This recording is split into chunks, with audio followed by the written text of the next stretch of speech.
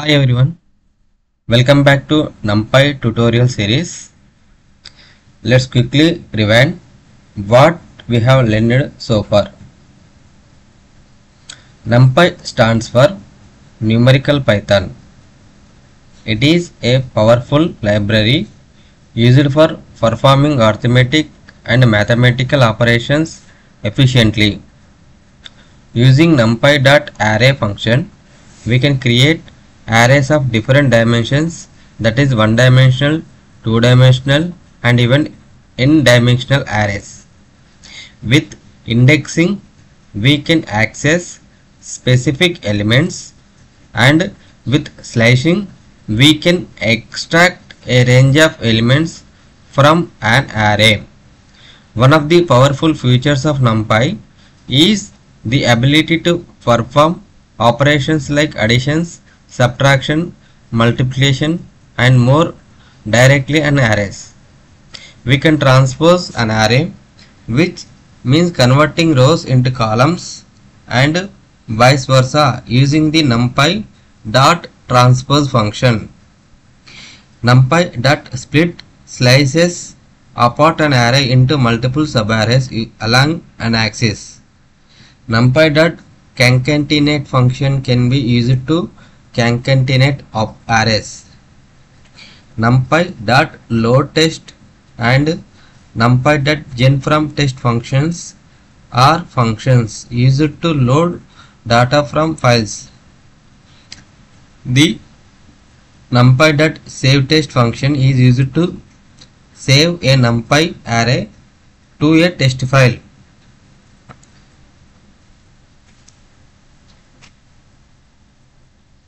In this video, we will explore a case study. We have already learnt that a data set is a collection of data. Usually, a data set corresponds to the content of a database table or a statistical data matrix, where every column of the table represents a particular variable and each row corresponds to a member of an item, etc. A data set lists values for each of the variables, such as height and weight of a student. For each row, that is item of the data set, open data refers to information released in a publicly accessible repository. So ఇప్పటివరకు మనము NumPy అంటే ఏంటో తెలుసుకున్నాము. NumPyకి సంబంధించిన arrays ఉపయోగించి one dimensional array, two dimensional array ఏ విధంగా create చేసో తెలుసుకున్నాము. అంతేకాకుండా మనము ఇండెక్స్ ఫంక్షన్ ఉపయోగించేసి స్పెసిఫిక్ ఎలిమెంట్స్ని ఏ విధంగా యాక్సెస్ చేసుకోవచ్చో తెలుసుకున్నాము. అంతేకాకుండా స్లైసింగ్ ఫంక్షన్ ఉపయోగించేసి సమ్ పార్ట్ ఆఫ్ డేటాని ఏ విధంగా ఎక్స్ట్రాక్ట్ చేసుకోవచ్చో తెలుసుకున్నాము. మరియు ఆర్థమెటిక్ ఆపరేషన్స్ అయిన addition, subtraction, multiplication, divisions, matrices సంబంధించింది NumPy ఉపయోగించి ఏ విధంగా ఫాస్ట్గా పర్ఫామ్ చేయవచ్చో తెలుసుకున్నాము. తర్వాత ట్రాన్స్పోజ్ ఫంక్షన్ ఉపయోగించేసి డేటా అనేది యారేకి సంబంధించింది కాలం టు రోలోకి, రో టు కాలంకి ఏ విధంగా కన్వర్ట్ చేయవచ్చో తెలుసుకున్నాము. అండ్ స్ప్లిట్ ఫంక్షన్ ఉపయోగించేసి ఒక యారేని మల్టిపుల్ సబ్ యారేస్కు ఏ విధంగా కన్వర్ట్ చేయవచ్చో తెలుసుకున్నాము. అంతేకాకుండా కాంకాటెనేట్ ఫంక్షన్ ఉపయోగించేసి రెండు ఆర్ అంతకంటే ఎక్కువ ఉన్న యారేస్ని ఏ విధంగా జాయిన్ చేయవచ్చో మనం తెలుసుకున్నాము. మరియు మన లోకల్లో ఉన్న ఫైల్స్ని లోడ్ టెస్ట్ అనే ఫంక్షన్ ద్వారా ఆర్ genFromTest అనే ఫంక్షన్ ద్వారా ఏ విధంగా లోడ్ చేసి డేటాను రీడ్ చేయొచ్చు అండ్ మాడిఫికేషన్ చేయొచ్చో తెలుసుకున్నాము.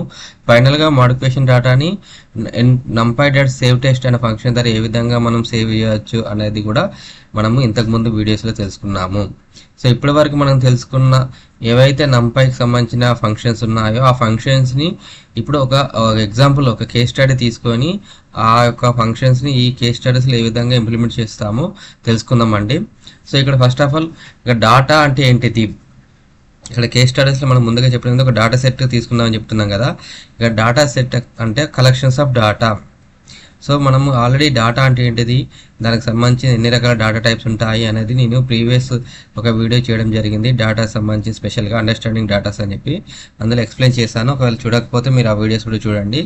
సో ఇప్పుడు మనకి ఒక డేటాబేస్లో ఉండే టేబుల్కి సంబంధించిన కాంటెంట్ ఏదైతే ఉందో ఆ కాంటెంట్ని మనం డాటా అంటాము, డాటా సెట్స్ అంటాము. అవి స్టాటిస్టికల్ కావచ్చు, స్టాటిస్టికల్ డేటా కావచ్చు. సో మనకి డాటాకు సంబంధించింది టేబుల్లో కాలమ్స్ అండ్ రోస్ రూపంలో రిప్రజెంట్ చేస్తూ ఉంటాయన్నమాట. సో ఇక్కడ కాలం సంబంధించింది పర్టికులర్ వేరియబుల్కి సంబంధించింది ఉంటుంది ఆ స్పెసిఫిక్ కాలంలో. ఆ రోస్ వచ్చేసి ఒక ప్రతి ఒక్క మెంబర్కి సంబంధించింది, ఒక రో వచ్చేసి ఒక ఐటెం సంబంధించిన డీటెయిల్స్ అందులో కనిపిస్తాయి అన్నమాట. సో ప్రతి డేటా సెట్లో కూడా మనకి కొన్ని వేరియబుల్స్ ఉంటాయి. హైట్ కావచ్చు, వెయిట్ కావచ్చు, లేదన్నా ఒక స్టూడెంట్ సంబంధించిన ఇన్ఫర్మేషన్ కావచ్చు, ఏదైనా కావచ్చు ఆ డేటా సెట్లో ఉంటాయి. సో మనకి కొన్ని డేటా సెట్స్ అనేది పబ్లిక్లో యాక్సెసిబుల్గా ఉంటాయి, వాటిని మనం ఓపెన్ డేటా అంటాము. సో అవి రిపోజిటరీ, ఆ పబ్లిక్ యాక్సెసిబుల్ అని ఒక రిపోజిటరీలో స్టోర్ అయి ఉంటాయి, అక్కడ నుండి మనం యాక్సెస్ చేసుకోవచ్చు అనమాట. సో ఇక్కడ మనం చెప్పుకోబోతున్నది వచ్చేసి ఐరిస్ సంబంధించిన డేటా సెట్ గురించి అండి. సో ఇక్కడ the iris flower data set is an example of open data. It is called Fisher's Iris data set as this data set was introduced by the British statistician and biologist Ronald Fisher in 1936. So ఇప్పుడు మనం చూడబోతుంది iris data సెట్కి సంబంధించింది ఒక example data. ఇది open data అండి. So దీనికి సంబంధించింది ఈ డేటా సెట్ని మనం ఫిషరీ డేటా సెట్ అని కూడా అంటాము, ఎందుకంటే బ్రిటిష్ సైంటిస్ట్ అండ్ బయాలజిస్ట్ అయిన రోనాల్డ్ ఫిషరీస్ 1936లో ఈ డేటా సెట్ అనేది క్రియేట్ చేయడం, ప్రవేశపెట్టడం జరిగిందనమాట. The iris data set consist of 50 samples from each of the species of the flower iris, iris setosa, iris virginica and iris versicolor. 4 features were measured for each sample. So ఈ data సెట్లో మూడు రకాల జాతులకు సంబంధించిన పూల మొక్కల గురించి explain చేయడం జరిగింది. ఈ ప్రతి వర్గానికి సంబంధించిన 50 రకాల శాంపుల్స్ తీసుకోవడం జరిగిందనమాట. ఇందులో మొత్తం 4 ఫీచర్స్ లెక్కించడం జరిగింది. ఆ 4 ఫీచర్స్ లెక్కించేసి ఆ యొక్క జాతి ఏంటిది అనేది ఫైండ్ అవుట్ చేయడం జరిగింది అనమాట. The length and width of the sepals and petals in centimetres. Based on the combination of these 4 features, Fisher's developed a model to distinguish one species from each other. So ఈ 4 ఫీచర్స్ని లెక్కించేసి వాటికి సంబంధించిన difference అనేది find out చేయడం జరిగింది అనమాట. మరి వాటికి సంబంధించి వేరు ఫ్లవర్స్ వేరు సపరేట్గా చేయడానికి ఈ యొక్క మోడల్ ఉపయోగపడింది. సో ఇప్పుడు నేను ఈ వీడియోలో శాంపుల్ సంబంధించింది ప్రతి we shall use the following small section of the data set having 30 rows, 10 rows for each of the 3 species. We shall include a column for species number that has a value 1 for Iris setosa, 2 for Iris virginica and 3 for Iris versicolor. So ఇప్పుడు ఈ data set మనం ఈ example ఏం చేస్తున్నామంటే ప్రతి మొక్కకు సంబంధించింది 10 రకాల శాంపుల్స్ తీసుకుంటున్నాము. ఈ 10 రకాల శాంపుల్స్కి అడిషనల్గా మనం కొత్తగా ఒక కాలం క్రియేట్ చేస్తున్నాము. అదేంటి అంటే లాస్ట్ కాలం సంబంధించింది స్పీసీస్ నెంబర్ అని చెప్పి, ఈ స్పీసీస్ నెంబర్లో 1 అంటే సటోసాకి సంబంధించిందని, 2 అంటే వర్జినికాకి సంబంధించింది, 3 అంటే వర్సికలర్ అని చెప్పి ఇట్లా మనము డిఫరెన్సెస్ ఐడెంటిఫై చేయడం కోసం అని ఇక్కడ కాలం ఇవ్వడం జరిగింది. సో ప్రతి ఐరిస్ ఇదొక నేమ్ వచ్చేసి నేను డిక్షనరీలో క్రియేట్ చేస్తున్నాను. ఈ ఫస్ట్ డిక్షనరీకి సంబంధించిన దాంట్లో నేను ఫైలు సేవ్ చేసుకుంటున్నాను. డిక్షనరీ నేమ్ వచ్చేసి iris_data. ఇందులో డిక్షనరీ క్రియేట్ చేసేసి సెపల్ లెంత్ ఈచ్ స్పీసీస్ సంబంధించిన 10 రోస్ సంబంధించిన డేటా అనేది తీసుకుంటున్నాను. సో వాటికి సంబంధించిన sepal length, sepal width, petal length, petal width, తర్వాత ఐరిస్ సంబంధించిన టైప్ ఐరిస్ అటోసా అని ఇట్లా 10 టైమ్స్, ఐరిస్ వర్సికలర్ అని చెప్పి ఇట్లా 10 టైమ్స్ ఆ యొక్క డిక్లేర్ చేయడం జరిగింది. తర్వాత స్పేసిస్ నెంబర్ అని చెప్పి ముందు ఒక డాటా సెట్ క్రియేట్ చేయడం కోసం కావాల్సిన డాటాని డిక్షనరీ రూపంలో సేవ్ చేసుకొని ఆ యొక్క డిక్షనరీని ఐరిస్ డాటాలో నేను ఇక్కడ సేవ్ చేయడం జరిగింది. సో ఇప్పుడు నేను సేవ్ చేసిన డాటాని చూడడం కోసం అని చెప్పి ఈ యొక్క డాటాని నేను డాటా ఫ్రేమ్ క్రియేట్ చేయడం కోసం అని చెప్పి పాండాస్ సంబంధించింది ప్యాకేజ్ ఇంపోర్ట్ చేసుకుంటున్నాను. సో నేను నా అప్కమింగ్ వీడియోస్లో పాండాస్ గురించి మీకు చెప్తానని అంటున్నాను కదా. సో పాండాస్ సంబంధించింది అది ఒక పైథాన్ ప్యాకేజ్ అండి. డేటా మ్యానిపులేషన్ పర్పస్లో, డేటా అనాలిసిస్ పర్పసెస్లో మనకి పాండాస్ అనేది చాలా ఉపయోగపడుతుంది. సో నెక్స్ట్ మన సిరీస్ పాండాస్ సిరీస్ అండి. ఈ NumPy కంప్లీట్ అయినాక స్టార్ట్ చేద్దాము. సో ఫస్ట్ నేను డేటా ఫ్రేమ్ డిక్షనరీ నుండి ఒక డేటా ఫ్రేమ్ క్రియేట్ చేయడం కోసం అని చెప్పి పాండాస్ అనే లైబ్రరీని ఇంపోర్ట్ చేసుకుంటున్నాను. ఇంపోర్ట్ చేసిన తర్వాత pd.dataFrame ఐరిస్ డాటా ఈ విత్ ఇన్ ద ప్యారెంట్స్లో డిక్షనరీ నేమ్ ఇచ్చేసి దీన్ని నేను ఐరిస్ సంబంధించిన ఒక వేరియబుల్లో అంటే డేటా ఫ్రేమ్గా క్రియేట్ చేస్తున్నాను. సో క్రియేట్ చేసేసి ఐరిస్ డేటా ఫ్రేమ్ని డిస్ప్లే చేస్తాను. ఇక్కడ చూడండి. సో ఫస్ట్ ఇంపోర్ట్ అయిన తర్వాత ఏదైతే డిక్షనరీ డేటా ఉందో, యాక్చువల్లీ డిక్షనరీ డేటా ఈ విధంగా మనకు కనిపించదు. డిక్షనరీ డేటా ఏ విధంగా ఉంటుందంటే మనకి ఐరిస్ డేటా ఒకసారి వెరిఫై చేస్తే సో మనకి ఈ విధంగా డిస్ప్లే అవుతుంది. డిక్షనరీ అనేది మనకి కీ వాల్యూ రూపంలో డేటా సేవ్ అవుతుంది. సో ఈ కీ అనేది మనకి కాలం టేబుల్లో కన్వర్ట్ చేసినప్పుడు కీ వచ్చేసి హెడర్లో మారిపోతుంది, కాలంగా వస్తుంది అనమాట. అండ్ వాల్యూస్ వచ్చేసి మనకి ఈ విధంగా సెల్స్లో సేవ్ ఐటమ్ వైజ్గా సేవ్ అవుతాయి అన్నమాట ఇవి. ఇప్పుడు మనము ఒక డేటా ఫ్రేమ్ క్రియేట్ చేసాము. ఆ డేటా ఫ్రేమ్ నేమ్ వచ్చేసి ఐరిస్ సంబంధించింది. సో ఇప్పుడు ఈ ఐరిస్ డేటా ఫ్రేమ్ సంబంధించింది NumPy ఫంక్షన్స్ మనం ఏ విధంగా అయితే తెలుసుకున్నామో ఆర్గ్యుమెంట్స్ సంబంధించింది ఒక్కొక్కటి మనం తెలుసుకుందాము. ఫస్ట్ NumPy సంబంధించిన ప్యాకేజీ మనం ఇంపోర్ట్ చేసుకోవాలి. NumPy ప్యాకేజ్ ఇంపోర్ట్ చేసుకోవాలంటే import NumPy as NP. So ఈ కండిషన్ రాసి ఎగ్జిక్యూట్ చేస్తే మనకి NumPy ప్యాకేజ్ ఇంపోర్ట్ అవుతుంది. వన్స్ ఇంపోర్ట్ అయిపోయిన తర్వాత మనం ఏదైతే డేటా ఫ్రేమ్ క్రియేట్ చేసామో ఆ డేటా ఫ్రేమ్ని నేను ఐరిస్ అనే వేరియబుల్లో యారేగా నేను స్టోర్ చేయాలనుకుంటున్నాను. సో దానికి np.array విత్ ఇన్ ద బ్రాకెట్లో ఏదైతే డిక్షనరీగా మనం క్రియేట్ చేసామో ఆ డిక్షనరీ అనేది ఇవ్వడం జరుగుతుంది ఐరిస్ అని చెప్పి. సో ఇది మనకి numpy.array అనేది ఈ డిక్షనరీని యారేగా కన్వర్ట్ చేస్తుంది. సో బిఫోర్ నేను కన్వర్ట్ చేయక ముందుకు దాని టైప్ ఆఫ్ ఇప్పుడు ఐరిస్ సంబంధించింది టైప్ చెక్ చేద్దాము. ఐరిస్ సంబంధించిన టైప్ వచ్చేసి 2-dimensional size mutable potential heterogeneous tablet data. ఇది పాండాస్ డేటా ఫ్రేమ్ అని చెప్పి ఇక్కడ క్లియర్గా చూపిస్తుంది. pandas.core.frame డేటా ఫ్రేమ్ సంబంధించింది 2-dimensional size mutable potential heterogeneous tablet data మనకి ఐరిస్ డేటా. ఇప్పుడు మనం NumPyలో కన్వర్ట్ చేసిన తర్వాత సో NumPyలో కన్వర్ట్ చేస్తే డేటా NumPyలో కన్వర్ట్ అయింది. సో ఇప్పుడు రీవెరిఫై చేద్దాము ఐరిస్ డేటా ఏంటిది అనేది. Type numpy.nd_array. సో మనకి బిఫోర్ ఐరిస్ మనం NumPy కన్వర్ట్ చేయక ముందుకు అది data frame. So NumPy convert చేసిన తర్వాత అది మనకి numpy.nd_array కన్వర్ట్ అయింది. సో numpy.nd_array కన్వర్ట్ అయింది. దాని యొక్క డైమెన్షన్ చెక్ చేయాలంటే సో iris.nd. సో మనకి NumPyకి సంబంధించిన దాంట్లో డైమెన్షన్ చెక్ చేయాలంటే నేమ్ ఆఫ్ ద array.ndim ఇస్తే దాని యొక్క డైమెన్షన్ వస్తుంది. ఇది 2-dimensional array. నెక్స్ట్ వచ్చేసి షేప్ చూడాలనుకోండి name of the array. So iris అనేది మన name of the array. Name of the array dot shape మనము ఆ యొక్క arrayకి సంబంధించిన షేప్ చూడవచ్చు. సో మనము ఈచ్ ఐరిస్ సంబంధించింది శాంపుల్ 10 రికార్డ్స్ తీసుకున్నాం అన్నాం కదా. సో 10 × 3 30 రికార్డ్స్ మనకి. సో మొత్తం 30 rows 6 కాలమ్స్ అనేది ఇవ్వడం జరిగింది.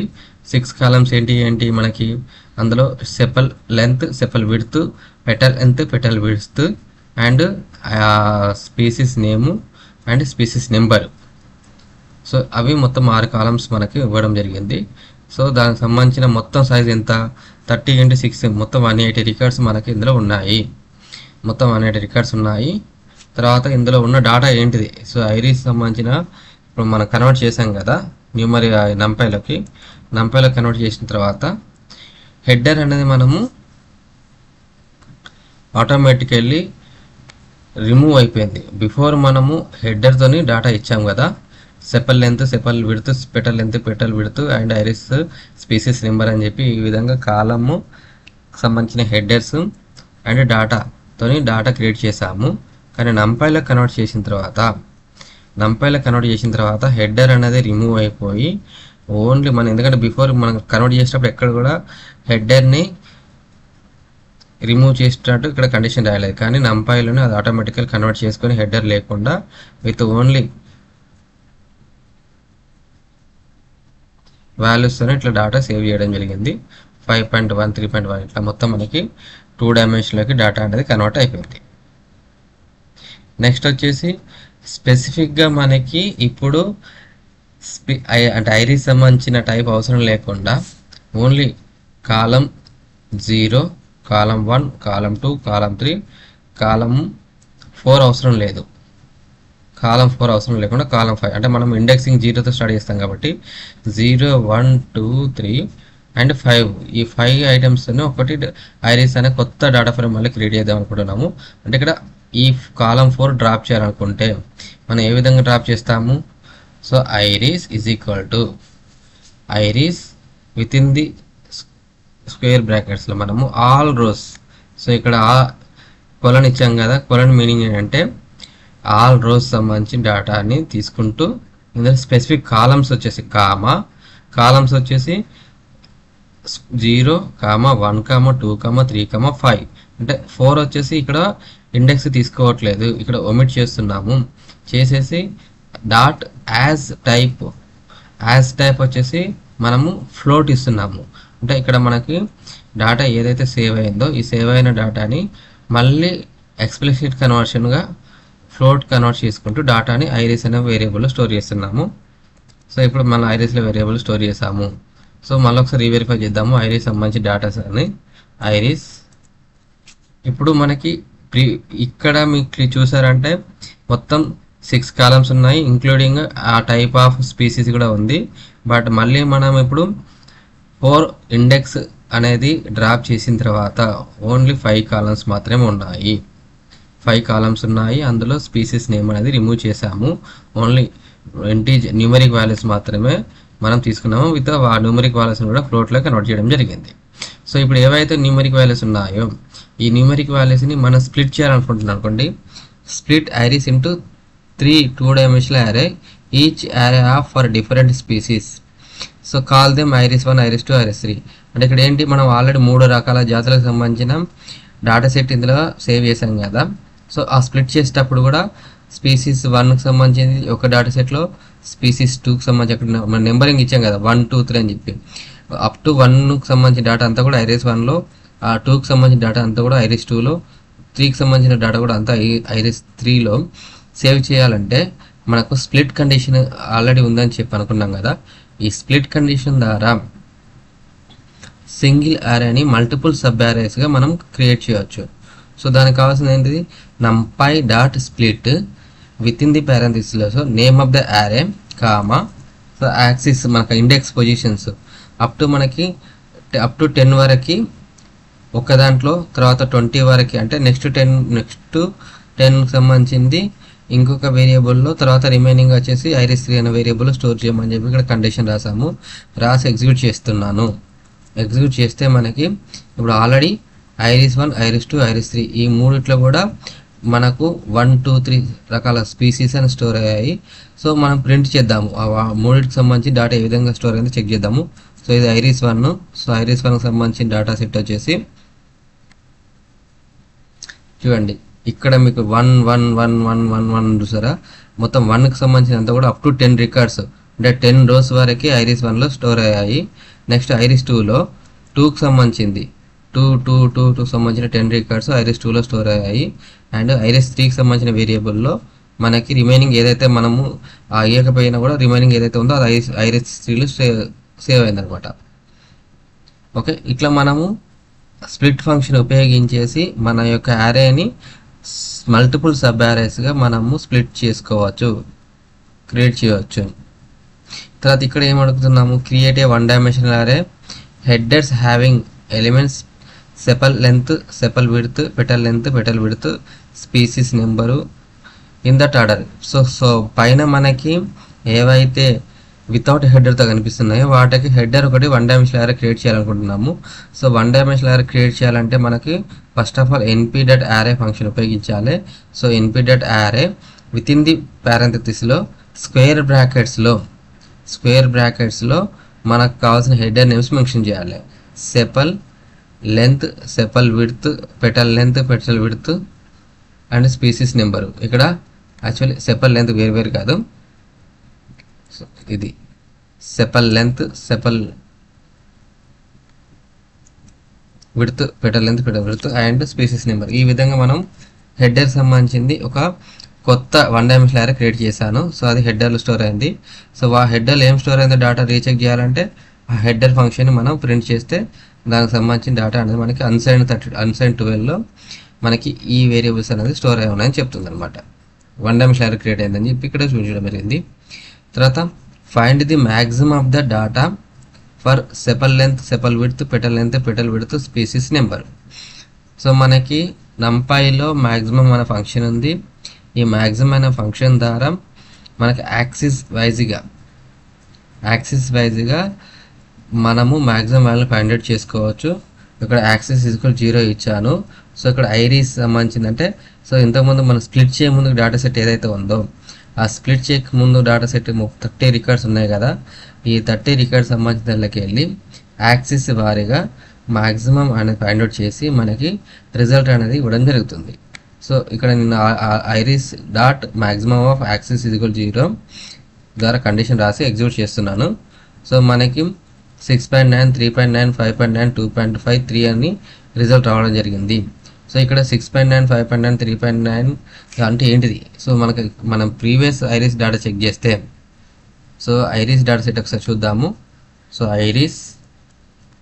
ఈ ఐరిస్లో మనకి ఈ కాలం వైజ్గా డేటా ఏదైతే ఉందో కాలం యాక్సిస్ ఈక్వల్ 0 అంటే కాలం వైజ్గా మనకు ఉన్న డేటాలోకి వెళ్ళి మ్యాక్సిమం వాల్యూ ఫైండ్ అవుట్ చేసి ఇక్కడ ప్రింట్ చేయడం జరిగింది. సో ఇప్పుడు ఈ కాలం వైజ్ దాంట్లో 6.9 ఇక్కడ 6.9 అనేది మ్యాక్సిమము. సో ఇది మనకి ఇక్కడ ప్రింట్ చేశారనమాట. ఫస్ట్ కాలంలో ఉన్న first maximum value, next second కాలంలో ఉన్న మ్యాక్సిమం వాల్యూ 3.9 చూడండి. ఇది సెకండ్ కాలం సంబంధించిన దాంట్లో 3.9 అనేది మనకి మ్యాక్సిమం వాల్యూ వచ్చింది, అది ఇక్కడ ఉంది. నెక్స్ట్ వచ్చేసి నెక్స్ట్ కాలంలో 5.9 ఉంది. సో ఇట్లా మనకి కాలం వైజ్గా మ్యాక్సిమం వాల్యూ కావాలి అంటే యాక్సిస్ ఈక్వల్ 0 అని చెప్పి ఇస్తే మనకు కాలం వైజ్గా మ్యాక్సిమం వాల్యూ అనేది ప్రింట్ అవుతుంది. సో ఇక్కడ ఈ 1, 2, 3లో కాలం వైజ్గా చూస్తే 3 అనేది హైయెస్ట్ వాల్యూ కాబట్టి మనకి ఇట్లా ప్రింట్ అయ్యింది maximum value. Okay, next minimum value కావాలంటే కాలం వైజ్గా సేమ్ కండిషన్ రాస్తాము. Name of the array dot minimum of axis equal 0. So ఇక్కడ యాక్సిస్ ఈక్వల్ 0 అంటే కాలం వైజ్గా మ్యాక్సిమం వాల్యూ ఆర్ కాలం వైజ్గా మినిమం వాల్యూ ఫైండ్ అవుట్ చేయాలంటే యాక్సిస్ ఈక్వల్ 0 ఇవ్వాల్సి ఉంటుంది. సో ఇది రాసేసి మనం ఎగ్జిక్యూట్ చేస్తే మనకి కాలం వైజ్గా ఉన్న మినిమం వాల్యూ ప్రింట్ అవుతుంది. Find the average are mean of the data from sepal length, sepal width, petal length, petal width, species number. So ఇప్పుడు మనము maximum minimum value find out చేసాం కదా, మ్యాక్సిమం మినిమం వాల్యూతో పాటుగా మనకు యావరేజ్ కూడా కావాలంటే same name of the array dot minimum of axis equal 0 and round of 2 అంటే ఫ్రాక్షన్లో వచ్చేసి మనకు రిజల్ట్ తర్వాత 2 ఫ్రాక్షన్ వచ్చేటట్టు రౌండ్ అనే ఫంక్షన్ ఉపయోగించేసి ఇక్కడ రాయడం జరిగింది. సో దీన్ని ఎగ్జిక్యూట్ చేస్తే మనకి కాలం వైజ్గా కూడా యావరేజ్ అనేది ఇక్కడ రావడం జరిగింది. సో ఇట్లా మనము యారో ఫంక్షన్లో ఎన్పి dot maximum, ఎన్పి dot minimum, ఎన్పి dot mean ఈ ఫంక్షన్స్ ఉపయోగించేసి వాటికి సంబంధించిన మ్యాక్సిమము, మినిమము అండ్ యావరేజ్ అని ఫైండ్ అవుట్ చేసుకోవచ్చు. మనకి యాక్సిస్ వైజ్ కావాలంటే యాక్సిస్ వైజ్ కూడా ఫైండ్ అవుట్ చేసుకోవచ్చు. అంతేకాకుండా స్టాండర్డ్ డివియేషన్ కూడా ఉంటుంది. స్టాండర్డ్ డివియేషన్ కూడా మనము iris dot standard deviation axis equal 0 dot round of 2 అని ఫంక్షన్ రాసి దానికి సంబంధించిన స్టాండర్డ్ డివియేషన్ కూడా మనం ఫైండ్ అవుట్ చేసుకోవచ్చు.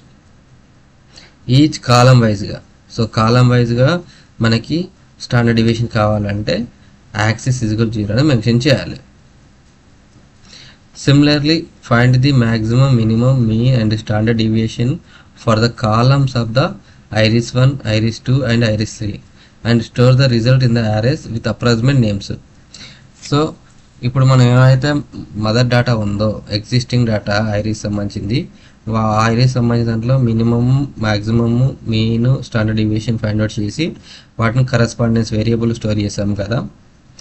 Same thing iris 1, iris 2, iris 3 వీటికి సంబంధించింది కూడా minimum, maximum, mean, standard deviation find out చేసేసి వాటిని మనము స్పెసిఫిక్ వేరియబుల్లో iris 1 dot maximum, iris 1 dot minimum, iris 1 dot mean, iris 1 dot standard deviation ఈ విధంగా ఒక కన్సర్న్ వేరియబుల్లో స్టోర్ చేయాలంటే మనం సేమ్ మళ్ళీ ఎగ్జిక్యూట్ చేయాల్సి ఉంటుంది. లైక్ ఇలా iris 1 dot maximum is equal to iris 1 dot maximum of axis 0.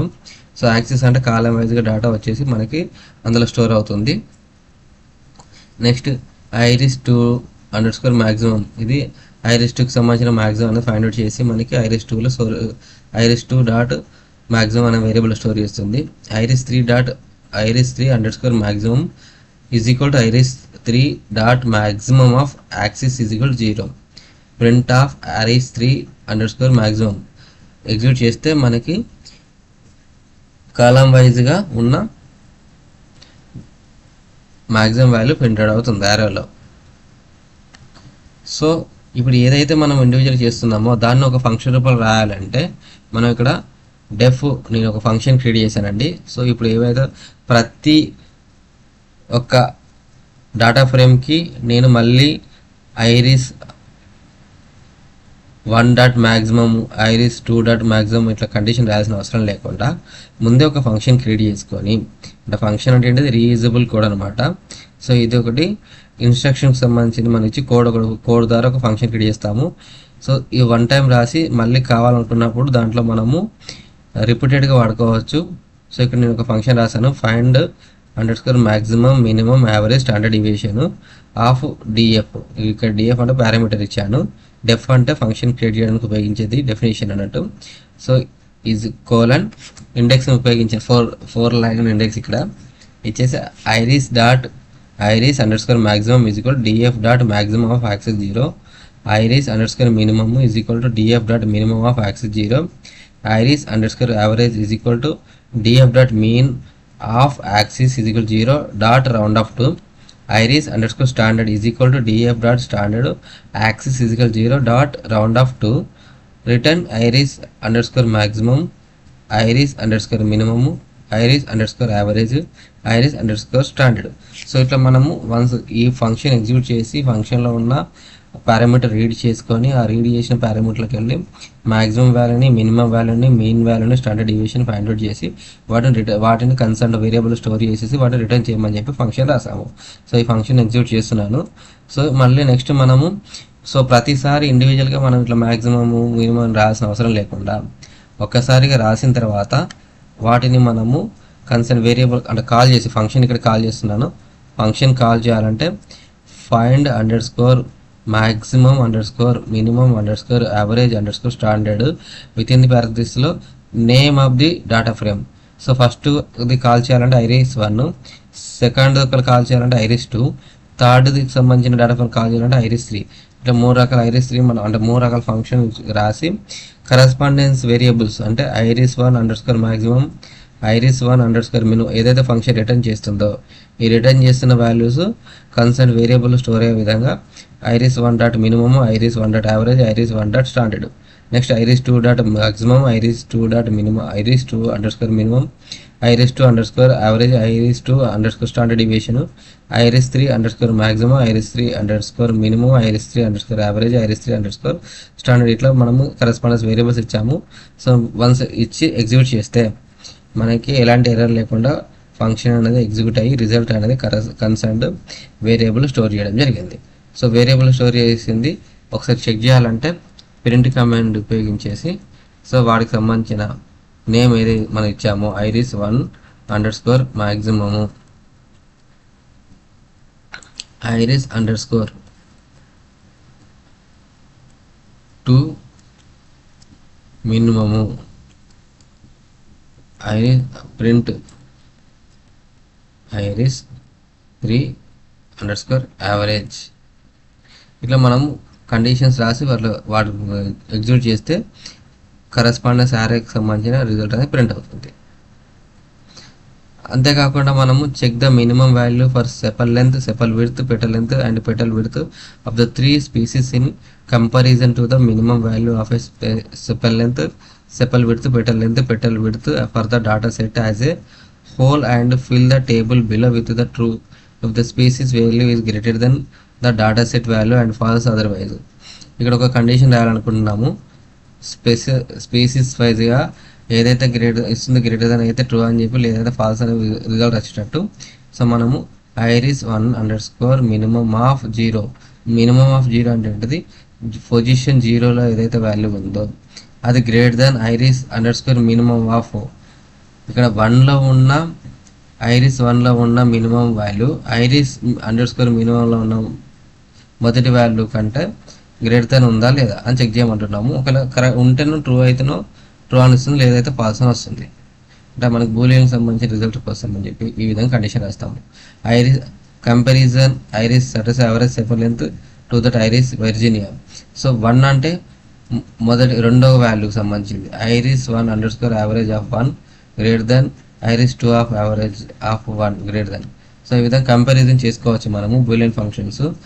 ఒకవేళ మొదటి వాల్యూ సెకండ్ వాల్యూ కనుక పెద్దదైతే ట్రూ వస్తుంది, లేదంటే తప్పు మనకు ఫాల్స్ అవుతుంది. So next iris1 underscore average of 2 greater than iris2 greater than iris2 underscore average of 2. ఇట్లా మనకి కంపారిజన్ స్టేట్మెంట్ కూడా మనం చేసుకోవచ్చు. వన్స్ అంతా రిజల్ట్ వచ్చిన తర్వాత డాటాను సేవ్ చేయాలంటే మనం ఇంతకుముందు తెలుసుకున్నాము np.test అని చెప్పి. సో దాన్ని మనము కన్సర్న్ నేమ్తోని కన్సర్న్ స్పెసిఫిక్ ఫైల్లో మనం సేవ్ చేసుకోవచ్చు అండి. సో ఇది మనకు ఒక కేస్ స్టడీ. సో మీరు కూడా ఏదైనా ఒకటి ఎగ్జాంపుల్ తీసుకొని ఒక కేస్ స్టడీ ఇప్పటివరకు మీరు ఏదైతే నేర్చుకున్నారో ఆ నేర్చుకున్న కేస్ స్టడీని సో ఒకటి ప్రాక్టీస్ చేయండి, అప్పుడు మీకు ఈజీగా కాంటెంట్ అర్థమవుతుంది. సో మనం ఒకవేళ సేవ్ చేయాలంటే ఇక్కడ రాసాం కదా, save test iris mean value dot test. So iris average ఇది name of the data frame ఏదైతే ఉందో డీలిమిటర్ కామా ఇస్తున్నాము. ఇది ఫైల్ నేమ్, సేవ్ చేయాల్సిన ఫైల్ నేమ్ ముందు వస్తుంది, తర్వాత అండ్ సేవ్ చేయాల్సిన ఫైల్స్ వచ్చేసి నెక్స్ట్ మన కండిషన్ రాస్తాము, డీలిమిటర్ అని కామా మెన్షన్ చేయమని చెప్తున్నాము. సో ఇట్లా మనం ఫైల్స్ని సేవ్ చేసుకోవచ్చు అండి. ఈ వీడియో మీకు నచ్చితే లైక్ చేయండి, షేర్ చేయండి అండ్ సబ్స్క్రైబ్ చేసుకోండి నా channel. Thank you to all.